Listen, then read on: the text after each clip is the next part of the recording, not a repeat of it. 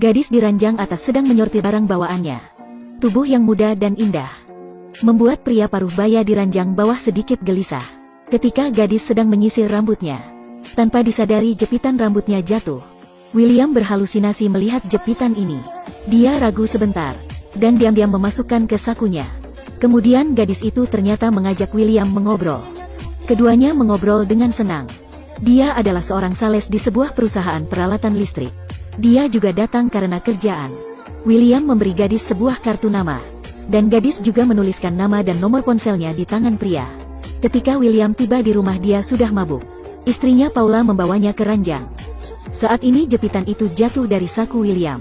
Melihat jepitan itu, hati Paula sangat gelisah. Dia merasa sangat tersiksa. Untuk menyambut suaminya, dia pergi ke pasar dan membeli makanan yang disukai suaminya, dan membuat makan malam. Bahkan mengantar anaknya ke rumah neneknya. Hanya berharap keduanya bisa melewati dunia berdua. Tapi tak disangka suaminya justru selingkuh. Dia pun menangis dan tertidur di sofa sepanjang malam. Keesokan harinya William masih sedang tidur, sedangkan Paula sudah membawa tasnya dan pergi. Dia datang ke Xiamen untuk menenangkan hati. Dia bertukaran koper dengan seorang pria yang telah menikah di bandara, dan yang kebetulan adalah Kelvin tinggal di sebelahnya. Sebuah hubungan pun dimulai. Melihat wanita muda malang ini, Kelvin memiliki semacam minat untuk memburu. Dia datang meminta maaf karena salah mengambil koper, dan ingin mengajak Paula makan bersama. Mungkin karena ingin membalas suaminya. Paula pun menyetujuinya. Begitu tiba di restoran hotel, dia melampiaskan dengan memesan banyak makanan laut yang mahal. Biaya makan kali ini memakan lebih dari 4 juta rupiah. Itu adalah 4 juta rupiah pada tahun 2005. Kelvin tidak mengeluh sedikit pun melihatnya. Paula pun terpikir suaminya. Semua pria di dunia ini sama, tidak sabar dan pelit terhadap istri, tapi justru bersedia menghabiskan banyak uang untuk wanita di luar. Dia memakan 2 suap, kemudian pergi dengan marah. Ini membuat Kelvin semakin tertarik padanya. Malam itu lambung Paula sangat sakit. Dia mengguling di ranjangnya dengan kesakitan. Dan di Xiamen yang asing ini, dia hanya bisa meminta pertolongan pada Kelvin di sebelahnya. Kelvin menggendong Paula dan berlari.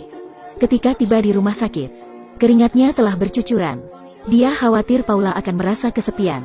Jadi dia menyewa sebuah ranjang di sampingnya, dan menemani Paula sepanjang jalan. Perlahan Paula sembuh kembali, dan Kelvin menjaganya dengan teliti. Mengangkat botol gantung untuk menemaninya ke kamar mandi, dan juga memberi sepatunya. Dia sendiri berjalan dengan kaki telanjang. Keesokan harinya, Kelvin juga menarik tirai untuknya, mengukur panjang kakinya dengan jari, lalu keluar membelikan sepatu dan baju untuknya. Dia memberi semua kasih sayangnya pada wanita yang penuh kesegaran ini. Ketika Paula terbangun, perawat memberikan ongkos taksi yang diberikan Kelvin padanya. Paula memakai baju dan sepatu yang dibelinya.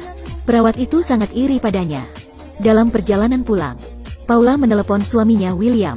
Dia mengatakan dirinya sakit dan ingin pulang ke rumah. Tapi William tidak mempedulikannya. Justru merasa dia sangat manja.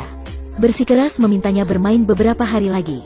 Ternyata saat ini William sedang berkencan dengan gadis yang dia temui di kereta. Sikap suami membuat Paula sangat kecewa. Dia tentu juga bisa menebaknya. Keesokan harinya Paula melakukan pemeriksaan dadakan.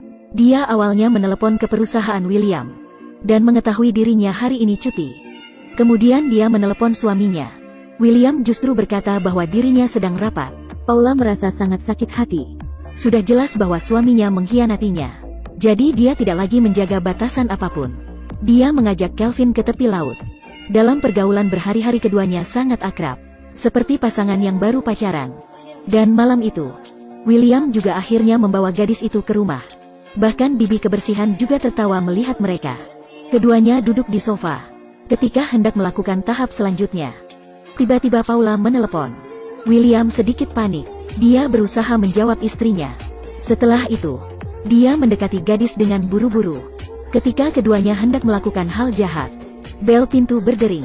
Siapa yang akan datang tengah malam begini?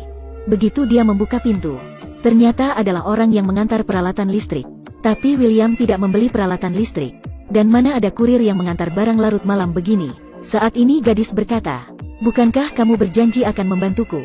Di hadapan gadis William juga tidak enak menolaknya. Jadi dia menghabiskan 16 juta untuk membeli barang itu.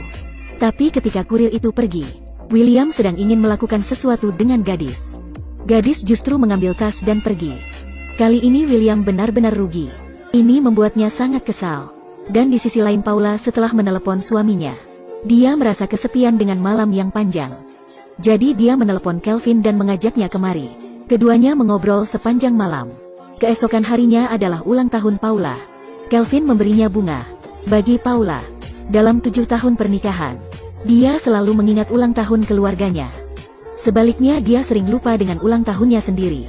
Hari ini dia memutuskan untuk melupakan keluarga dan hidup untuk diri sendiri. Mereka pergi ke klub, menari dengan senang. Di bawah efek alkohol, keinginan keduanya mencapai puncak. Kelvin menarik Paula kembali ke hotel. Dia sudah tidak bisa menahan diri di dalam lift. Pada malam itu keduanya sangat senang.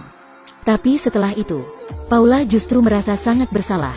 Dia menyukai Kelvin, tapi keduanya telah memiliki keluarga. Hubungan ini hanya akan bertahan sementara. Dia memutuskan meninggalkan Xiamen dan mengakhiri perjalanan kali ini. Di bandara dia kembali bertemu Kelvin. Keduanya saling bertatapan dan tidak mengatakan apapun. Begitu pulang ke rumah, William mengerjakan pekerjaan rumah dengan rajin, seperti karena merasa bersalah. Lalu Paula juga sama. Pada akhirnya pria mengaku terlebih dahulu. Meskipun dia belum melakukan apa-apa, tapi bagaimanapun dia juga memiliki niat itu.